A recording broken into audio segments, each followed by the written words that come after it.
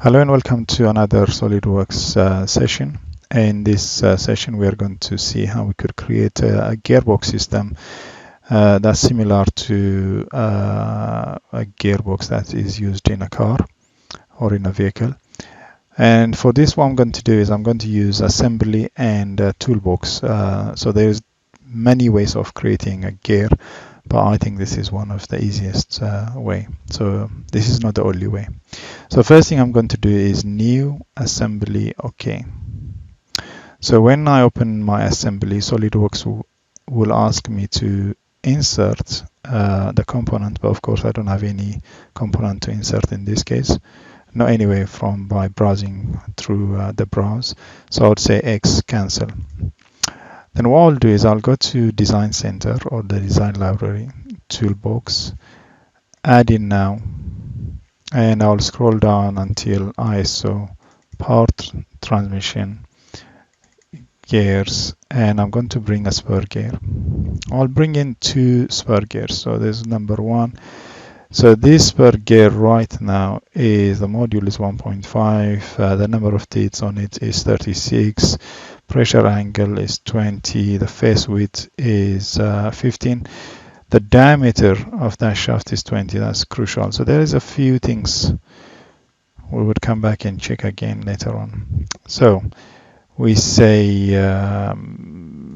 so we have not assigned, so we'll assign this later on. So we need two of them. And the idea being is this would be connected to the gearbox. Well, when I say gearbox, to your drive shaft, and this gear will be connected to your engine. Okay. So how am I going to do this? So first thing what I'm going to do is this one would be a smaller size. So I'll go to right click, edit toolbox component.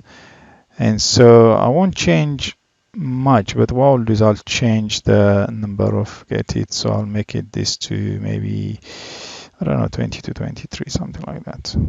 Yeah. And so my idea would be in this case is the engine will go at a higher speed on first gear, and the gearbox or the drive shaft will go slower. So hence you'll get more torque. Okay. So this gear is fixed, so I'll do right click, float, so that it's actually floating. So I could move it anywhere. Well and good. All right, so the first thing what I'm going to do is I need to make sure these two faces are in line. So this face and that face are lined up nicely. And one could be pushed up or down. That's better, that's good. I'm happy with that. I'm going to change the diameter actually from being 20 on both of them to maybe 15. So I'll do right click, edit toolbox components, and the shaft diameter I'll go and choose 15. And the same thing for that gear. And what I'll do is right click, edit toolbox, and I'll make that to be 15. Okay, that's better. The next thing I'm going to do is I'm going to align this drawing, or this one of this face, with one of this plane. So I'll choose the right plane. So if I actually go and look at this from isometric view, what I want to do is I want to make sure this face is aligned to something. So in this case, I'll choose the right plane. So I'll do right click, mate, or I could go mate there. So mate that plane. Can you see that the right plane to that face? So it just pushed in a little bit. That's good. Well, actually, I don't want to do that because I want to create a mate using that face because I need these sketches. So I'm going to go back to that mate and I'm going to do right click, edit the mate. And I'm going to choose not that face, delete, but that face. That's it. So that those sketches are in front. These sketches, you could find them by clicking to the gear, or in this case, that gear, and then go to where it says Toots cut, and there's a sketch. So right click and say show me. So this will hide it, and if I do right show, that will show, and I'll do exactly the same thing for the other one. So I'll go to here, right click, show me. Okay, so that's good. The next thing what I don't want to do is, or what I don't want my gears to do is to start going, even though they are aligned to that face, but they could still move anywhere in that face, so I want to fix them. To do this, I'll go to sketch and I'll say I want to sketch again. So the first the tab sketch, then the sketch, and SolidWorks will ask me where do you want to sketch. So I'll say that plane, the right plane. And I will say park this normal too.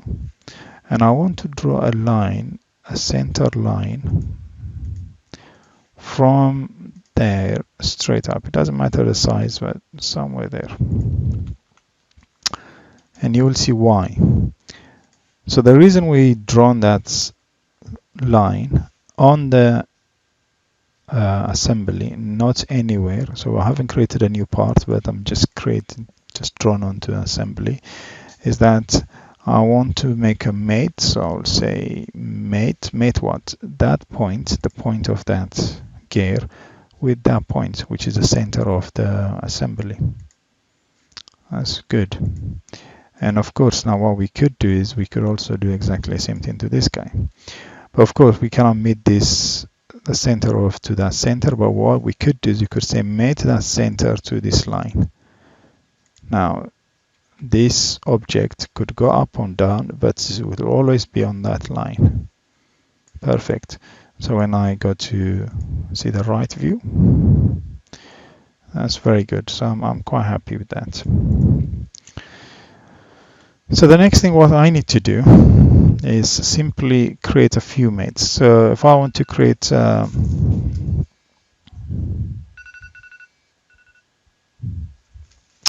if I want to create some sort of a mate, gear mates, the first thing what I'll do is I want to create a mate between that line and that line. And I'll say this is a tangent. Yeah, so that's crucial. And the next thing I could also say is that face should be with that face, but tangent. Can you see? So they're just touching. So if I start rotating this, you could see it's a kind of like a gear. Yeah, there are certain things I'm not happy, but we'll see how we could change this. Okay, so this will switch it off for now. Yeah, suspend this, because we are going to create a gear system soon. So I'm going to say mate, advanced mate. Sorry, it's actually mechanical mate, gear system. Between the gear should be between this line and that line, or an arc, and SolidWorks will come up with a gear ratio. We say yes, and now that gear should work nicely. Oops, sorry.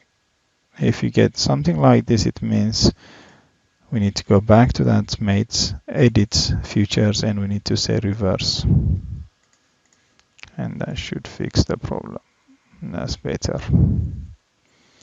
Now if you remember, I created a mate here which I suspended.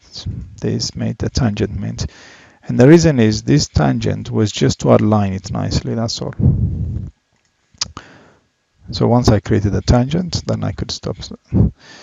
So that's how you actually create the first gear. So now when the engine goes at a specific speed, fast, and then of course this will be much slower, yeah, because of the gear ratio.